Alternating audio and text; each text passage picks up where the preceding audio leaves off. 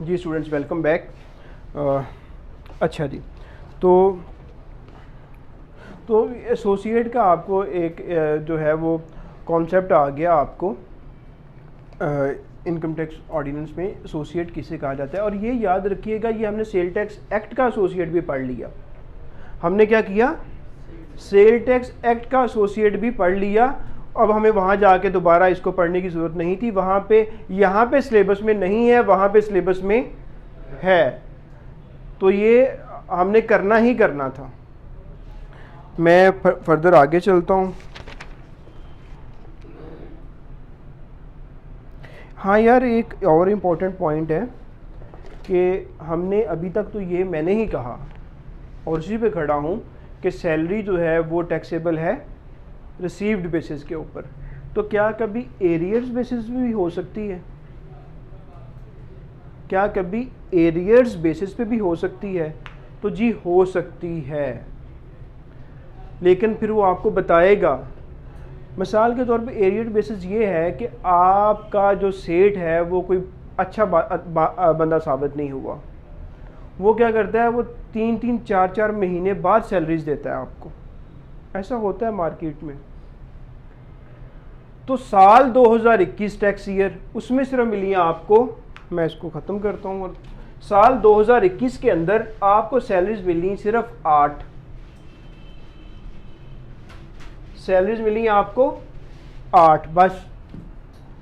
क्योंकि वो हर 3-4 महीने बाद देता है। जब 30 जून आया 2021 तो आपने देखा यार सैलरीज तो 8 मिली हैं। एडमिट करें जी, स्टूडेंट आ रहा है। अच्छा, तो क्या आप 8 पे टैक्स देंगे? क्योंकि नौकरी तो आपने 12 महीने की है, तो हमने ही डिसाइड किया हुआ कि सैलरी है रिसीट बेसिस पे। लेकिन फिर क्या होगा कि फॉर एग्जांपल वो बंदा 1 लाख महाना लेता है। मैं 1 लाख इसलिए यूज़ करता हूँ कि समझना थोड़ा सा आसान है। तो उसने 8 महीने सैलरी ली तो 8 लाख हो गया। 8 लाख पे टैक्स पे करेगा 2 लाख मल्टीप्लाई बाय 5%, तो जो भी थोड़ा सा टैक्स होगा। वो कहता है यार ये तो बड़ा काम ख़राब है। वो इसलिए ख़राब है कि जब अगला साल आएगा, अगला साल स्टार्ट हो गया 1/7 से 2021 से 30 से 2022, यहाँ क्या होगा? 12 मुझे ये मिलेंगी, वो होप पे है ना कि अगले साल 12 मुझे मिल जाएंगी। 12 ये हो जाएंगी और 4 पिछले वाली 16 सैलरीज हो गई। और 16 सैलरी मुझे 1 लाख के हिसाब से गया तो ये तो 16 लाख बन जाएगा। तो 16 लाख पे टैक्स कैलकुलेट करूंगा तो कहाँ तक चला जाएगा? यहाँ तक। तुम अगर मेरा पूरा 12 लाख होता तो 30,000 पे जान छूट जानी थी।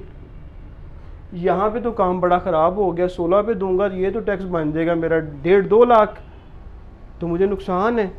वो फिर आ जाएगा कमिश्नर साहब के पास। कमिश्नर साहब को एक एप्लीकेशन देगा कि सर मैं सैलरी को टैक्स करवाना चाहता हूँ एरियर बेसिस के ऊपर।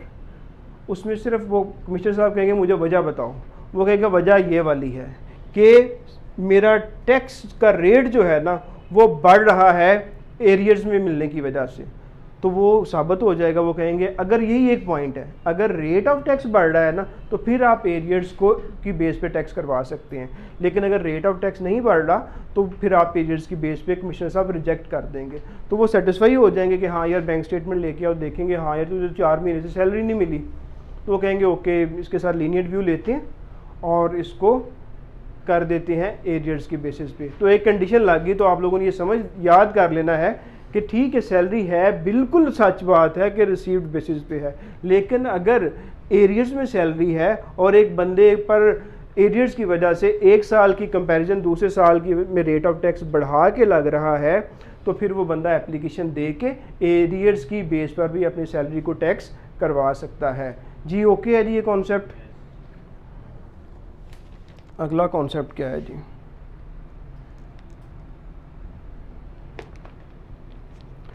आगे जी हम नया स्टार्ट करते हैं। अभी ये अल्हम्दुलिल्लाह we have covered the section 12। Section 12 का कोई सब सेक्शन हमने नहीं छोड़ा। सेक्शन 12 के अंदर हर सब सेक्शन तकरीबन एक सेक्शन ही था, चाहे वो टर्मिनेशन के बेनिफिट हों, चाहे वो एरियर्स हों, चाहे वो जितने भी पॉइंट हमने डिस्कस किए हैं, तो कोई भी ऐसा पॉइंट नहीं था कि मैं उसको ओवरलुक करके आगे निकल जाऊं, तो मैं इसलिए निकला भी नहीं। तो अभी हमारे पास 10 मिनट हैं जी 8:30 होने में, 5 मिनट हैं, तो हम ये जो है ना 5 से 7 मिनट यूटिलाइज़ करते हैं, परक्विजिट को थोड़ा सा और पढ़ लेते हैं, और उसके बाद हम फ़ौरन जो है हम क्वेश्चन एंड आंसर सेशन के ऊपर चले जाएंगे। ठीक है जी, सीक्वेंस ठीक चल रही है? हाँ, तो हम सीक्वेंस के साथ ही और अभी ये मैं आपको अगेन कह रहा हूँ 20 तक हो गए, नोट करें, पहले मैं नोट करवा दूँ कहीं भूल ना जाए मुझे। आपने 30 तक करने, अभी जो मैं आप आज काम दे रहा हूँ वो, और जो पिछला था कि आपने साथ मिलना है। मैंने अपने इंट्रोडक्टरी सेशन में भी बताया था कि सर FBR वाले जो है जनाब, मैंने मैडम सुंबल आगा की स्टोरी बताई थी, आपको तो पता है ना मैडम सुंबल आगा कमिश्नर इनलैंड रेवेन्यू कैसी हैं, जो LTU में है या वहाँ से भी आगे चली गई है? हाँ हाँ हाँ, अच्छा अच्छा। तो मैंने भी लेट ज्वाइन किया था FBR में इंस्पेक्टर बनने के बाद। तो जब मैं गया तो मैडम ने कहा कि आप किधर आ गए हैं, आप तो लेट हैं, 3 महीने बाद आपने क्यों ज्वाइन किया? तो मैंने बताया कि ये रीज़न्स हैं। तो उन्होंने कहा मैंने तो जो पहले इंस्पेक्टर आए थे उनको सारा इनकम टैक्स ऑर्डिनेंस याद करवा दिया, और मैं उनका टेस्ट भी लेती हूँ, वो टेस्ट भी लेती थी, तो वो टेस्ट भी लेती थी कमिश्नर हो के अपने कमरे में बिठा के। तो मैंने कहा मैडम आपने कितना याद करवा दिया है? कहती कि मैंने 150 सेक्शन करवा दिए, और आगे मैंने इनको सेक्शन 30 और दे दिए हैं, और ये ईद के फ़ौरन बाद जो है ना इनका मैंने टेस्ट लेना है। मैंने कहा मैडम कितने हो गए फिर? ये 180। तो मैंने चैलेंज ले लिया, मैंने कहा मैडम ये 180 कह रहे हैं, मैं 241 करके आऊँगा, आप इनके साथ मुझे 241 दे दें। मैडम गुस्से होगी, कहती है ये कैसे हो सकता है कि 241 सेक्शन नहीं हो सकते? मैं कहा मैडम मैंने करने हैं ना, मैं कर लेता हूँ। तो बिलीव करें उसने मुझे छुट्टी दे दी। उन्होंने कहा कि ये जो ईद में दिन थे, तो उन्होंने कहा ईद तक वो 15 के दिन बनते थे, 15 दिन इसको छुट्टी दे दो, ये पढ़े, और जब आएगा मैं उस वक्त देखूंगी इसे। वही हुआ, जब हम लोग आए तो मैडम ने अपने अंदर में सारे इंस्पेक्टर बैठा लिए इस तरह, तो वो बोलती जा रही हैं section 1, section 9, section 8, section 50 section बोल दिए उन्होंने। आगे कहती है लाइन लगा के टाइटल लिख दो सबके। शुरू हो गए लिखने के लिए, तो 49 के मैंने मैडम को सही लिख के दे दिए, एक पे थोड़ी सी गलती हुई, तो शी वॉज रियली कन्विंस्ड कि ये अच्छा काम हो गया कि उसने फिर एक्नॉलेज किया कि ये एक अच्छा एडिशन है FBR के अंदर कि, और फिर बाकियों को तो उन्होंने इधर उधर अटैच किया, तो मुझे यूनिट भी दे दी थी फ़ौरन, बगैर किसी एक्सपीरियंस के, कि ये यूनिट चलाना आपको पता है नए इंस्पेक्टर के लिए। हाँ, मुझे 3 यूनिट दिया था कि ये 3 यूनिट आप चलाएं, और मैडम किरण मकसूद के साथ, तो अल्हम्दुलिल्लाह वो काम स्टार्ट हो गया। तो ये आप आए तो आपने भी साथ लेके चलना है, और यकीन करें ये कोई बड़ा टाइम नहीं था, ये थोड़ा सा टाइम था, 15 दिन के अंदर सारा ही करना। तो अगर मैं कर सकता हूँ तो आप भी मेरी तरह के ही हैं, आप भी कर सकते हैं, तो आपने भी करना है, और इंशाल्लाह हम इसीलिए आए कि हमने करके दिखाना है अल्लाह के फजल से। अच्छा, तो नोट करें कि कल हमने क्या करना है। ये जो 12वां पढ़ा है ये तो आपने करना ही करना है, जो 12वां हमने पढ़ा ये आपने हर सूरत में करना है, सारा पढ़ना है आप लोगों ने, सेक्शन 12। और 20 तक तो हम पहुंच चुके हैं, 20 से 30 तक के टाइटल्स।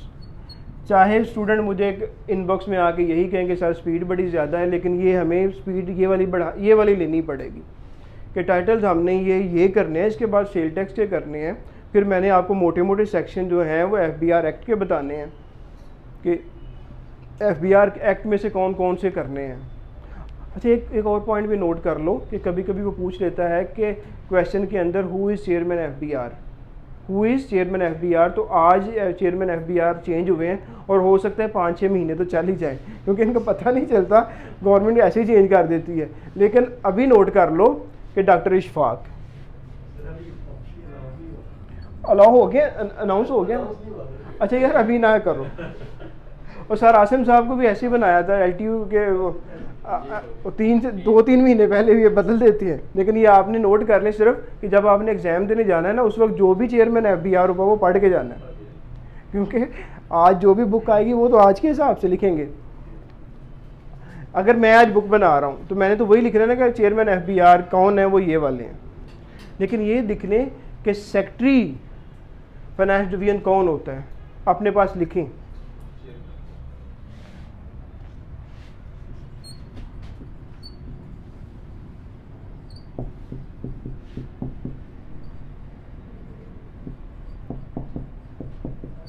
तो ये चेयरमैन FBR ही होता है, ठीक है। चेयरमैन FBR का नाम क्या है जो उस वक्त होगा वो होगा, लेकिन अभी तक गवर्नमेंट ने अनाउंस नहीं किया, लेकिन मीडिया ने अनाउंस कर दिया, डॉक्टर इशफाक साहब, and he is a very brilliant person. वो बहुत लायक आदमी है, क्योंकि मैंने पर्सनली काम किया हुआ है उनके under. Direct international taxation doctor Ishfaq साहब ने ही स्टार्ट किया था, तो हमने उनके साथ काम किया हुआ है। अच्छा जी, तो ये वाला आपने करना है, 20 से लेके 30 टाइटल्स करने हैं। सेक्शन नंबर 12 को पूरा याद करना है आपने। और ये परक्विजिट मैं आपको बता देता हूँ कि परक्विजिट को हम स्टार्ट कर लेते हैं कि इसमें आता क्या है। आपके एम्प्लॉयर ने आपको गाड़ी दे दी, आपके एम्प्लॉयर ने आपको डोमेस्टिक सर्वेंट दे दिया, आपके एम्प्लॉयर ने आपको ड्राइवर भी दे दिया, आपके एम्प्लॉयर ने आपको, इंस्पेक्टरों की फ़ोन है तो हाँ, ये एक और दूसरी बात कि इंशाल्लाह हम इन फ्यूचर जल्द ही आपका इंटरेक्शन भी करवाएंगे जो और सर्विंग है। मैं सर्विंग नहीं हूँ, मैं तो एक्स हूँ ना, लेकिन आने वाले अगर कोई टाइम होता तो मैं से अभी बुला लेता कि आ जाओ लड़कों से मिल लो यार, कि अगर वो क्वेश्चन करना चाहें तो आप लोगों को एक्चुअल पता चले कि FBR है क्या। अच्छा, तो एक ये मैं बता रहा था, परक्विजिट में गाड़ी मिल गई, ड्राइवर मिल गया, डोमेस्टिक काम करने वाला मिल गया, ये सारे मिल जाएंगे। तो उनकी बिजली का बिल उन्होंने देना शुरू कर दिया, बच्चों को पिक एंड ड्रॉप देनी शुरू कर दी एम्प्लॉयर ने, तो ये सारे का सारा क्या फ्री होगा जी? सैलरी में शामिल नहीं होंगी, ये चीज़ें शामिल होंगी। इनकी वैल्यू कैसे मालूम की जाएगी, किस तरह वैल्यू ऐड होगी, ये हम इस तरह करते हैं कि कल परक्विजिट को पकड़ लेते हैं और सारे का सारा परक्विजिट कि गाड़ी होगी तो गाड़ी की क्या सारी की सारी, आपको गाड़ी 30 लाख की मिल गई तो क्या 30 लाख का 30 लाख आप डाल दोगे अपना उसके अपनी सैलरी इनकम के अंदर? नहीं, वो कितना निकलेगा, किस वैल्यू से कितनी परसेंटेज। क्या गाड़ी फिर कुछ होता है, एम्प्लॉयर गाड़ी देते हैं पर्सनल यूज़ के लिए, कुछ कहते हैं पर्सनल भी करो दफ्तर का भी इस्तेमाल करो, कुछ कहते हैं सिर्फ दफ्तर के इस्तेमाल के लिए आपको गाड़ी दी है। तो फिर हर लिहाज से, हर एंगल से हम देख लेंगे कि कितनी वैल्यू है जो कि सैलरी इनकम के अंदर शामिल होगी, तो वो हम कल के लेक्चर में हम डिसाइड कर लेंगे। अभी मैं यहाँ बैठ जाता हूँ, जो ऑनलाइन हैं उनको भी हम इनवाइट कर लेते हैं कि वो भी क्वेश्चन पूछें, और जो आप हैं आप लोग भी क्वेश्चन पूछें। तो house is open for question and answer. नहीं चलने दें इस तमाम को। तो जी फर्स्ट ऑफ ऑल इसमें अनम्यूट कर दें सबको, यहाँ इस तरह करें कि वो इनबॉक्स करें, अनम्यूट करेंगे शोर बड़ा हो जाएगा, तो वो इनबॉक्स कर दें, टेक्स्ट लिखते जाएं, हम आपके तमाम क्वेश्चंस का आंसर देंगे। LPR जी, leave preparatory to retirement, retirement से पहले आपको जो लीव दी जाती है, सरकारी मुलाजमों को तकरीबन 1 साल की छुट्टी मिल जाती है, इससे कम थोड़ा सा वो पीरियड होता है, उस छुट्टी में भी तनख्वाह मिलती रहती है। तो क्या वो तनख्वाह टैक्सेबल होगी, सैलरी इनकम का हिस्सा होगी या नहीं होगी?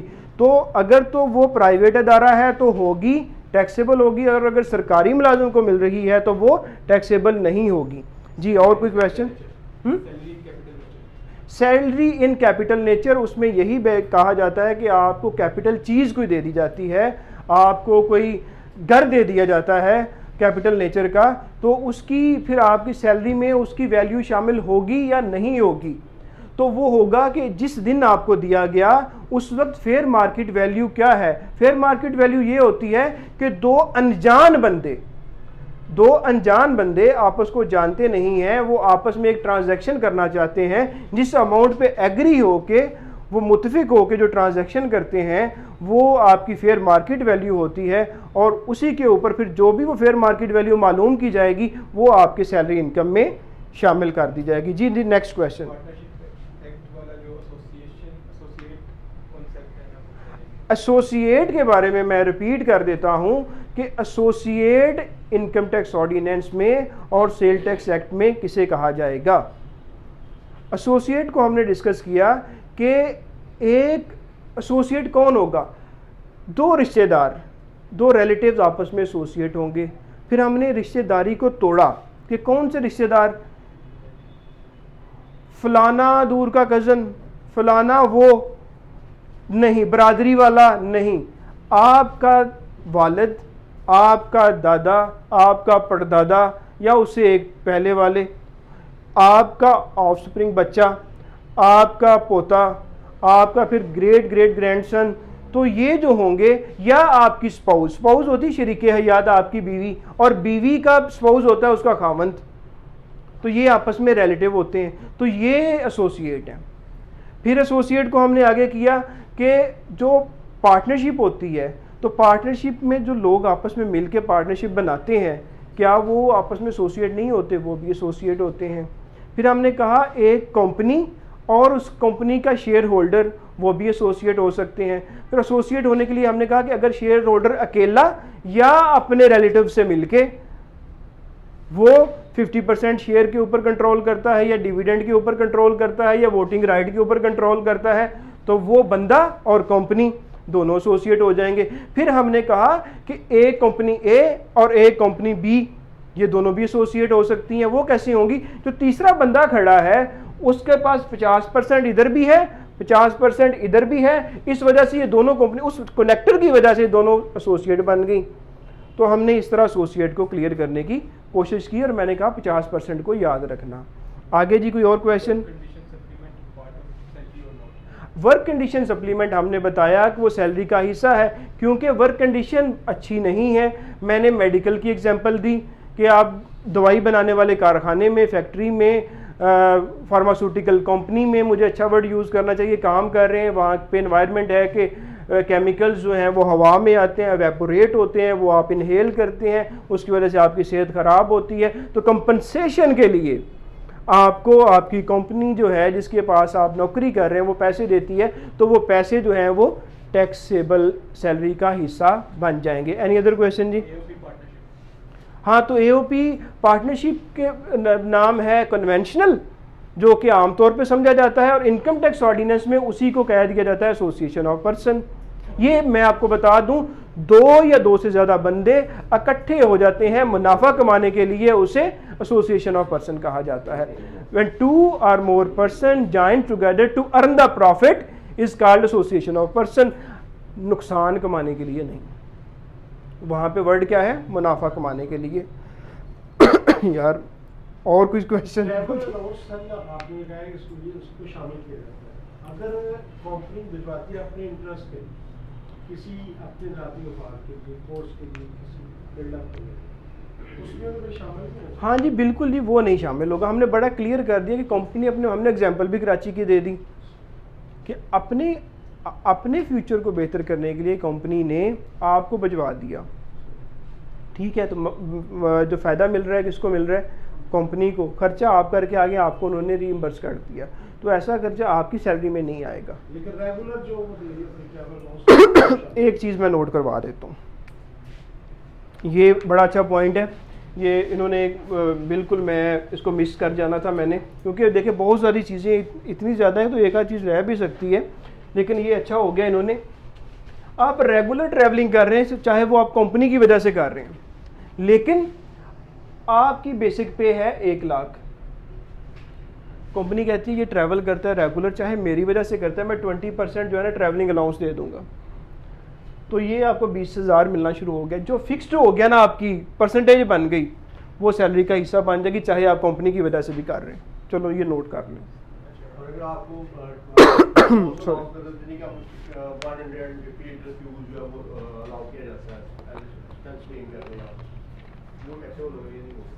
नहीं, ये लीटर वगैरह जो है ना, इसके बारे में भी साइलेंट ही है इनकम टैक्स ऑर्डिनेंस, लेकिन ये है कि आप देखो अगर लीटर्स वगैरह हैं और वो आपको एम्प्लॉयमेंट की वजह से और काम करने की वजह से दिए जा रहे हैं, हाँ, तो फिर तो आप साइड पे कर दो। ये यहाँ पे कानून में ये लिखा हुआ है कि अगर अलाउंस जो है वो आपकी सैलरी का कुछ खास परसेंट फिक्स कर दिया गया, वर्ड क्या आ गया, फिक्स कर दिया गया तो फिर आपने कहना है कि ये टैक्सेबल हो गया, चाहे वो आप एम्प्लॉयमेंट की वजह से ही कर रहे हैं, ठीक है। तो ये हमने दो चीज़ों को अलग-अलग कर दिया। एक और क्वेश्चन है कि एक तो एक कंपनी खुद दिवा रही है एक्सपोज करने की, एक एम्प्लॉय खुद जो है वो कंपनी के इंटरेस्ट को भी देखते हुए साथ अपने आप को भी ग्रो करने के लिए कोई कोर्स जो है बाहर फॉर्मर अप्लाई कर देता है, ठीक है। नहीं, वो जो उसको स्कोर करती है कोर्स, चाहे 100% करे या 50% करे, क्या वो टैक्सेबल होगा कि नहीं? टैक्सेबल होना चाहिए लॉजिकली, क्योंकि देखिए उसमें आपको पर्सनल बेनिफिट शामिल हो गया ना। तो पर्सनल बेनिफिट जब आप अपने आप को इम्प्रूव करने के लिए जा रहे हैं, देन आपको वो जो सपोर्ट है वो आपकी सैलरी का हिस्सा बन जाएगी। इवन कि आपकी कंपनी आपके बच्चों को पिक एंड ड्रॉप देना शुरू कर देती है कि आप काम कर रहे हैं, आपका काम डिस्टर्ब ना हो, वो कहते हैं ये 1 बजे दौड़ जाते हैं बच्चों को छोड़ने के लिए, वापस आते हैं 2 बजे, कंपनी कहती है आप ये काम छोड़ो, वो गाड़ी हायर करते हैं, उसको 25,000 रुपये महाना देना शुरू कर देंगे, इनके बच्चों को छोड़ के आ जाया करो, 25,000 आपकी सैलरी में शामिल होगा। यानी कि कोई भी फिक्स्ड अलाउंस जो आपको मिलता है वो टैक्सेबल? हाँ, वो टैक्सेबल। ये देखो अभी वो कह देते हैं कि गाड़ी आपके बच्चों को पिक एंड ड्रॉप मिलना शुरू होगी, इवन कि आपके घर में LCD वगैरह लगा दी जाती है। ये परक्विजिट में आगे कल करूँगा कवर, उसमें ये सारी चीज़ें डिस्कस होंगी। ये वाले जो परक्विजिट है ना, अच्छा ये याद रखना कि आपने मुझे जब इस पे टाइम हो जाएगा ना 41, तो हमने क्वेश्चन एंड आंसर लेने बंद कर देने हैं। कमीशन जो है ये पार्ट ऑफ सैलरी होगा नहीं? बिल्कुल होगा जी, बिल्कुल होगा, पार्ट ऑफ सैलरी। आप एम्प्लॉयमेंट रिलेशनशिप है, कहते हैं एक तो मैं सैलरी दूंगा पक्की, साथ में जितनी चीज़ें बेचोगे ना हर चीज़ के ऊपर साथ में इतना कमीशन भी देता जाऊंगा, तो सैलरी प्लस कमीशन आपकी सैलरी बन जाएगी। जी सर फिजान, 1 मिनट। यार ये मैं ऑलमोस्ट 11-12 बुक से गो थ्रू कर रहा हूँ। आप लोगों को मैं यही रिकमेंड करूँगा कि आप लोग स्टिक हों जो मैंने पढ़ाया, और उसके बाद मैंने आपको इसका कैम स्कैन किया और आपको दे दिया। और साथ में अगर आप चाहते हैं कि कोई बुक ली जाए कि हार्ड सॉफ्ट में पढ़ना आसान नहीं है, इट्स वेरी डिफ़िकल्ट, और उस पर निशानियाँ भी नहीं लगती, तो आप ऐसे सलाम साहब का ये मेरे ख्याल 1500-1600 रुपये का मिल रहा है। इसमें 3 चीज़ें कवर हो जानी हैं आपका, पूरे का पूरा income tax, schedules, rules, sale tax act rules, federal excise duty act rules, और हो सकता है FBR एक्ट भी इसके अंदर हो। FBR एक्ट नहीं होगा ये, मतलब कि आपका जो मेन जिसके अंदर से चीज़ें आनी है ना, वो वाला अगर हार्ड में उठा लो ना तो वो आप लोग ले लो, क्योंकि ये वाला मैं आपको देता रहूँगा। ऐसे सलाम साहब हैं, ऐसे सलाम साहब का कंपेंडियम ऑफ टैक्स लॉज, हाँ मौजूद है। तो ये आप जहाँ से भी लेना चाहें आप इसको लें। ये देखो ना, अगर तो सिर्फ एम्प्लॉयमेंट की वजह से है तो हाँ, तो फिर तो, लेकिन अगर आप वैसे है ट्रैवलिंग अलाउंस, डाइनिंग अलाउंस जो है, पेंशन भी, हाँ